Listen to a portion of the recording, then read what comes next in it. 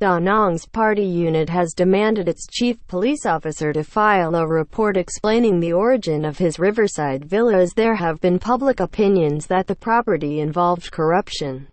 The request was made late on Thursday, hours after the central city's party leaders received questions from constituents regarding the asset of Van Tam, director of Da Nang Police.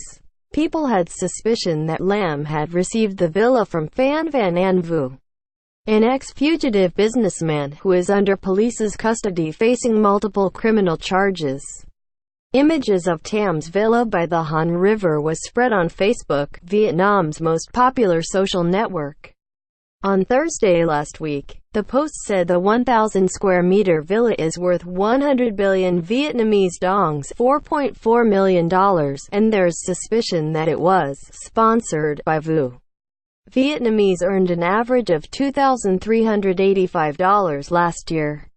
Public workers are paid an amount by multiplying the basic wage of 1.3 million Vietnamese dongs, $57. With a coefficient determined by qualifications and experience.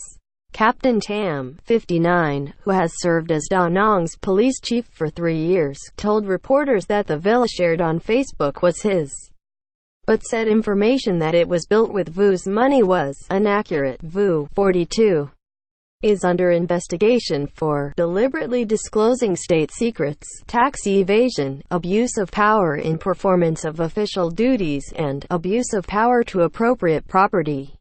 The investigation into his violations resulted in the arrests of a former Da Nang chairman and a retired senior police official last week, while multiple former Da Nang officials are also under investigation for land management violations. Vu was one of the biggest property investors in Da Nang. He was the chairman of 3 major property companies and a shareholder in a number of other projects in the city. Usually considered the 3rd most important in Vietnam after Hanoi and Ho Chi Minh City. Last December, authorities conducted a search of Vu's house before issuing an international arrest warrant for him. He was detained in Singapore later that month for violating the country's immigration law, before being deported to Vietnam, where he was arrested upon arrival. The video is sponsored by CNtronic.com.